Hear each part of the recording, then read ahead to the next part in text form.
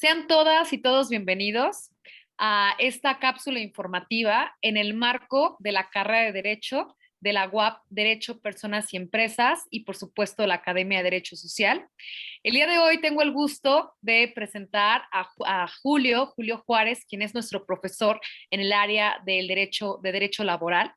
Y para ello, bueno, pues el tema del cual vamos a abordar en estos momentos es en relación a los retos y las perspectivas de la reforma del teletrabajo en nuestro país, ¿sí?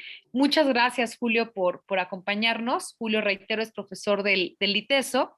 Y bueno, me gustaría primero preguntarte, ¿no? Sobre qué opinas en general respecto a esta reforma en teletrabajo que entró en vigor en enero de este año. Bueno, muchas gracias, doctora, primero por la invitación al ITESO, a ti, para compartir pues un momento para hablar de derecho del trabajo y en específico el teletrabajo. Mira, siento que es una reforma efectivamente enero del 2021 reciente, pero como que se dejó de lado a partir de que todo mundo o mucha gente, en mi perspectiva, está más pendiente del tema de la implementación de la reforma laboral de mayo de 2019, los tribunales, el nuevo derecho colectivo y demás, y de repente también en enero ya se empezaba a hablar del tema de la subcontratación, entonces siento que el tema del teletrabajo me lo dejaron a un lado, que al final de cuentas lo dejaron a un lado, pero pues fue algo que nos vino también de bote pronto, ¿no? Porque hay que decirlo, digo, como veremos más adelante en la charla, es un tema interesante que para mí se tardó en incluirse en la ley. Antes de seguirle, digo, sí me gustaría un poquito recalcar que no hay que confundir el tema del teletrabajo con el trabajo a domicilio, que el trabajo a domicilio ya tiene mucho en la Ley Federal del Trabajo. El tema del teletrabajo, ¿cuál es la cuestión? Que el trabajador va a prestar su labor personal, subordinada y remunerada desde su casa o desde donde él elija, así lo contempla la ley, el artículo 330A, pero utilizando para ello tecnologías de la información. Esa es la diferencia. Entonces, porque por ahí hay gente que habla de home office, ya que nos gusta mucho estar usando palabras en inglés, ¿no? Para referirnos a figuras del derecho en nuestro país. Y bueno, el home office puede ser de muchas formas. Por ejemplo, el trabajo a domicilio, que es distinto. Entonces, por eso se llama teletrabajo, porque utiliza tecnologías de la información para prestarse, ¿no? Definitivamente, profesor Julio. Y en Gracias. esta lógica, bueno, pues creo que es innegable, ¿no? La pertinencia de esta reforma, pero quisiera saber cuál es propiamente tu opinión en relación al contexto de la pandemia y cómo el teletrabajo, pues, cómo es una figura, pues, si llega para quedarse aún cuando hayamos superado la pandemia de COVID. Mira, llegó para quedarse definitivamente. Yo te lo dije en mi intervención hace rato. La realidad es que definitivamente creo que se tardaron nuestros legisladores y también en cierta forma creo que fue pasada al vapor porque dijeron es una necesidad que nos agarró.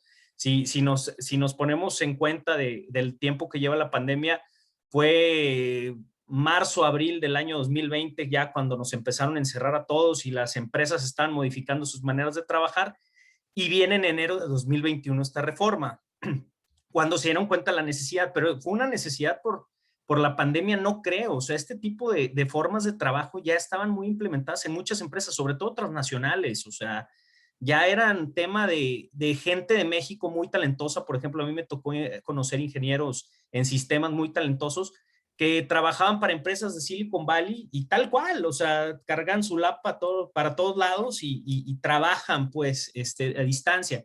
Ya se venía dando. Aquí no se había reformado la ley porque también somos mucho de estar parchando la ley, pero llegó para quedarse. O sea, definitivamente no creo, no es una figura que vaya a desaparecer o se vaya a volver obsoleta. Al revés, yo creo que mientras se incluyan cuestiones de tecnologías de la información, informática y de avances de la ciencia en este sentido, en nuestra Ley Federal del Trabajo e incluso en todas las leyes, vamos a ir avanzando porque la realidad de las cosas es que esto ya nos alcanzó. Ya nadie quiere ir ni al súper, mejor piden por alguna plataforma, los restaurantes igual. Entonces el trabajo es igual, o sea, ya se tiene que ver de una manera distinta como se veía, ya no digo hace 50, 60 años, incluso hace 20 años, ¿no? 30. ¿Cómo al final, o sea, esto, bueno, sí llega para quedarse y para modificar, evolucionar, ¿no? Las formas en las cuales se prestan los servicios personales subordinados. Sí es un tema que incluso cambiará las prácticas, las oficinas, ¿no? Que vemos en renta. Pues bueno, creo que va a ser algo que puede ser para algunas empresas pues mucho más incluso económico, ¿no? El poder realizar este tipo de prestación, contratar, ¿no? En la modalidad de teletrabajo, con sus reglas, ¿no? Que era necesario al final esta reforma, queda claro, ¿no? Era necesario, aunque ya estábamos utilizando la figura, pero pues era importante también seguir delineando y seguiremos delineando, ¿no?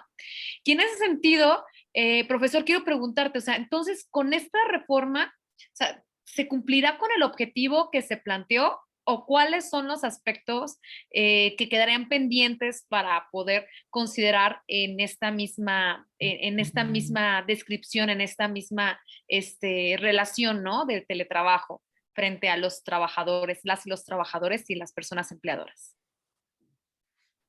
Bueno, con respecto a esa pregunta, que es interesante, si se cumple el objetivo, creo que se cumple el objetivo de incluir una figura interesante en nuestra legislación. Te digo, yo siempre voy a aplaudir el tema de que se innove en el tema de las leyes. Lo que creo que sí pasó, y ya lo dije, fue que fue al vapor, porque habría que en su alrededor también reformar ciertas cosas. Y no nada más aspectos de la ley, sino de la justicia cotidiana en materia laboral, e incluso los profesionistas deberíamos contemplarlo, ¿no? Porque se incluye esta figura que habla, sí, muy padre, de tecnologías de la información y un modelo laboral muy vanguardista, pero realmente, por ejemplo, las figuras procesales, te puedo contemplar, todavía estamos un poco litigando obsoleto, pues, los que somos laboralistas, el tema de periciales informáticas y todo eso que van a irse a raíz del teletrabajo. Entonces, incluso las mismas autoridades a veces les cuesta esa parte, aunque están incluidas en la parte adjetiva de la Ley Federal del Trabajo, pero nos cuesta. Te pongo un ejemplo, el tema, por ejemplo, de las horas extras, pues ya es muy, con teletrabajo es imposible que una persona vaya a un libro y cheque su horario de salida y su horario de entrada y de salida, como lo hacemos en antaño y llevamos nuestra prueba, nuestro cuaderno de pasta dura a presentarlo. Ahora se va a tener que presentar quizá tarjetas informáticas donde checaste con una clave a distancia. Entonces, ese tipo de cosas creo que todavía nos falta tanto a la ley, adaptarse un poquito a eso, como también el tema de los litigantes o todos los que nos dedicamos a esto, porque la verdad, sí está ahí, pero yo quiero ver cuando quieras comprobar que la persona estuvo en su lugar de trabajo, por ejemplo, en tema de seguridad social, tú lo sabes, un riesgo de trabajo.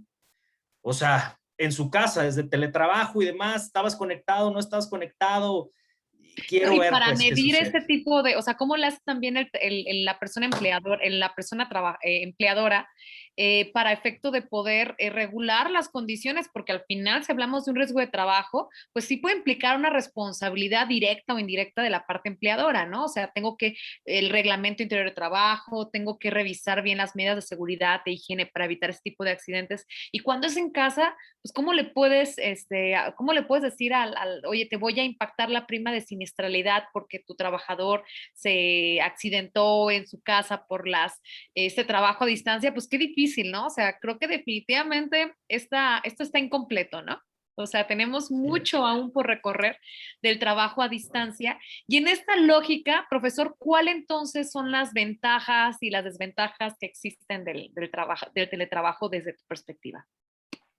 Muy bien, mira, voy a empezar por lo bueno, por las ventajas, que es la ventaja, como te digo, el tema del avance un poquito en la ley, esa ya la he mencionado, pero también la ventaja de los tiempos u horas hombre, ¿no? O sea, la realidad es que ahorita ya vivimos en grandes metrópolis o pequeñas y hay factores, pues, que nos hacen, voy a hablarlo así, perder mucho tiempo en horas hombre, en tráfico, el estrés.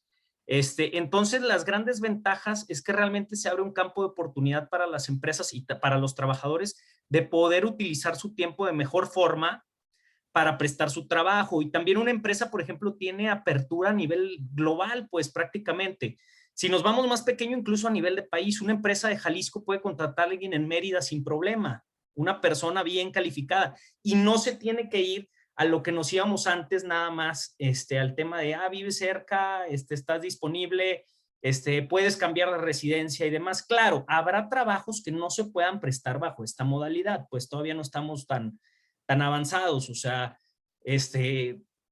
no sé, un albañil pues todavía no puede construir o hacer su trabajo a distancia. Quizá llegaremos a esas épocas, pero esperemos que nos toque, doctora, pero ahorita son ciertos puestos, pero creo que esas son las ventajas. ¿Cuáles serían las desventajas? Esta que te hablaba, que no se había hecho alrededor, por ejemplo, el tema de pensar en otras cosas. Hay una parte de esta reforma que me llama mucho la atención, el tema de que el patrón tiene la obligación de proporcionar las herramientas, pero entre ellas pagar parte proporcional de la energía eléctrica y el tema de el internet o eso para el trabajador. Creo que ahí se quedó un poco abierto. ¿Cómo tasas eso? Pues al final de cuentas va a ser proporcional, pero dices, bueno, te tendrás que meter a ver cuánto gasta la computadora de energía o cuántos megas en internet y qué pasa si en ese momento hay alguien más conectado. Y eso no se pensó, no nada más el tema del costo. Por ejemplo, te pongo el otro, en temas de otro tipo de leyes. Tú le pagas en efectivo, bueno, le pagas como parte de su remuneración al trabajador. Esa parte, integrará salario, no integrará salario en tema laboral. Por ejemplo, en tema de seguridad social, me queda claro que el 27 dice que las herramientas de trabajo no integran salario base de cotización, pero se tomará como una herramienta de trabajo, se tomará como parte del salario por el trabajo. El tema de la deducibilidad en materia fiscal, por ejemplo, yo pago, o sea, el recibo está a tu nombre, trabajador, pero yo pago una parte, el patrón podrá hacer deducible esa parte. Ese tipo de puntos creo que es la desventaja de hacer algo al vapor y no pensar en manera integral.